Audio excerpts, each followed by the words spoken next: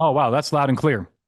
Okay. No, just Hey okay. guys, thank you for the class. That was awesome. I always enjoy attending your classes. So this one's a little bit rough. I'm trying to wrap my head around asset forfeiture and seizures. One of my officers where I'm at has asked the DA's office if we can seize vehicles or tow vehicles after they flee from us. So say we locate that vehicle at the registered owner's house, and he wants to go tow that vehicle, tow it back to the station, get a search warrant, and all that. And I'm just like, I don't know if that's a thing. Like, I've never heard of that. Um, Well, you said forfeiture though. You're not talking about forfeiting. You're just talking about searching it for evidence.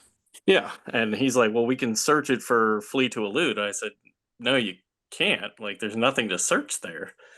So he said the I'm not DA's sure. approved it and they're allowing it to happen, but I'm like, I just don't know. I don't really know if that's a thing. I'm not sure this affects the answer, but I do like to know what state you're in. What state are you in? We're in Kansas. Okay, so Kansas. Another thing is for those who are watching online, probably watching on YouTube. Michael referred to a great class. He was referring to our Plain View and Plain Field webinar. Just to give a little plug, a commercial plug for those who are watching on YouTube. We have free webinars almost every Wednesday. Today was actually on Thursday because of timing, but usually every Wednesday night. They're usually done from hotel rooms. Like Zach right now, he's in Texas. I'm home. Which is, which we get that wall does not come with me, but probably in Texas to be fit right in. But the point is a little plug. So for those who are watching, please go to bluetogold.com, click on free webinars, and you can join us every Wednesday for free and watch us answer questions. Zach, what do you think here?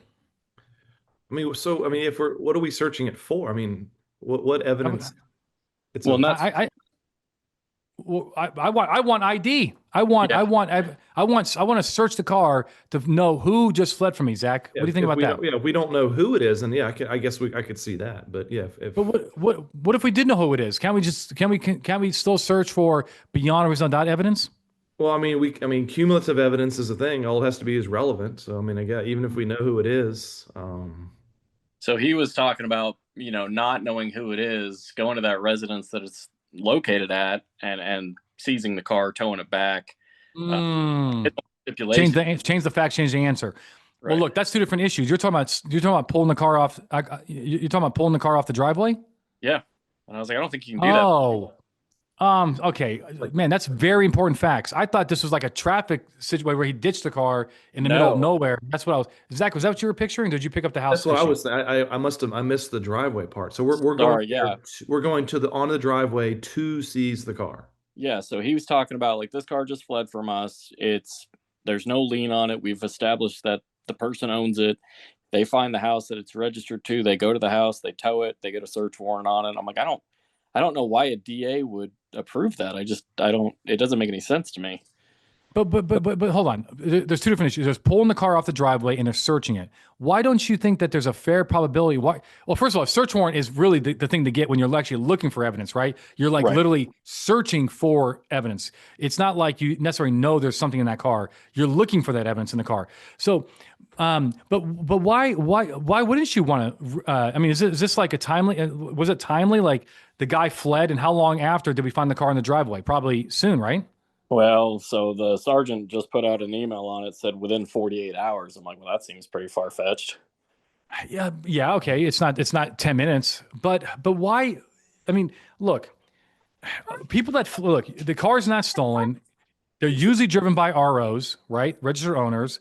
These Right. people have other indicia of control and dominion control, which we want. We do that with drug cases, Mike, right? When we do warrants for narcotics, we do dominion and control for the house. We do mail. We do other indicators that they live at that house, right? Pictures on the wall. We may not take their family photos, but we'll take a picture of their family photo showing that they live there. So why wouldn't we want something similar for this car that fled from us? I mean, Yeah. maybe he has. I mean, what if he has a receipt? What if he has a receipt in the car and it said, "Hey, he went to Jack in the Box an hour before, 10 minutes before the pursuit." So you already know he's drunk, and it has a credit card used, and the credit card ends in 1 2 3 4. Then you arrest him, and you find a credit card on him that says 1 2 3 4, ending in 1 2 3 4. I mean, why not think of it that way? That's how I look at it, Mike. Yeah. Yeah. I mean, I guess if you explain it like that, you can follow the breadcrumbs and get that way. So that makes sense. So, Now, okay, the ripping the car. I call this ripping the car from the driveway. Zach, what's your thoughts on that? Well, we know under Collins you can't enter the curtilage. I'm assuming the driveway is part of the curtilage. Right. We can't enter the curtilage just to seize the car without a warrant. Okay. Under Collins versus Virginia. Yeah, I guess that was my stipulation, and why a DA would approve that is because it's on curtilage, it's on the driveway. Because he's like, we find it, we tow it. I'm like, I think there's got to be more there, man. Like, I agree with the evidence and getting it that way, but if it's on their curtilage, on their property, I think you need a little bit more, like a search, like. Well, the car's already been, but hold on, the DA doesn't have this problem because the car has already been seized before the warrant, correct? Right. Well, the DA doesn't care about that. I mean, the DA is not going to lose his evidence because he has good faith, meaning the cop got the warrant. No, hold on. Actually, I'm wrong about that, right, Zach? Because the intrusion. Yeah, no, look, we have a problem, and because the ripping of the car came before the warrant.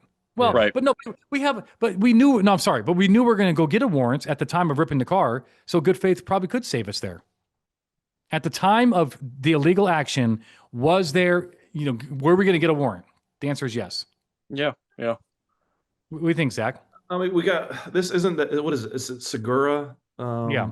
Mike. Mhm. Yeah, I think we've had this conversation before, and I think there might be still a suppression issue. Would you need two separate warrants? One for No, the just car? I mean, one warrant will do it. You can Okay. get a warrant to seize and search it, but Okay. because otherwise, I mean, if we made an illegal entry onto the curtilage, warrantless. So assuming there's no exigency, right? Right.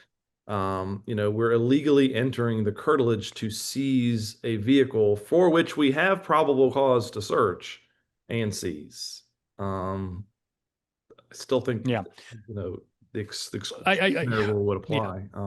Yeah, I mean, it probably. I think it can be saved under good faith. But we have this. But it's. We talked about this, and it gets a little wonky. But here's the deal: at the end of the day, Mike, the DA may be able to save this, but still, this constitutional violation is still on the shoulders of the officers. They can still get sued, just to make a point that they're ripping cars from driveways, and if that driveway is curtilage, then they're not supposed to do it. So that is still a civil rights issue, not necessarily a criminal law issue. It might be. It's two different things. And the DA, they don't work in the wheelhouse of civil rights. They don't work in the. I'm sorry. They don't work in the wheelhouse of civil liability, right? They can send people to prison. But yet the cops can still violate people's rights on that same person. So it's two different issues. Generally speaking, it gets a little complicated. Anything else to add, Zach, before we go to the next caller? Yeah, I think Segura actually might cover us on this one. We were talking about the GPS. This was a GPS question you and I were talking about with John a while ago. That's different. Yeah. I think like putting the GPS on the tracker, putting the tracker on the car without the warrant yet, and so forth. Yeah. All right, Mike. But look, I think we're good. I think as long as we should get a warrant for the car and the search. But I do think the search is good to go. Oh, awesome! Thank you guys. I really You're appreciate welcome, it. You're welcome.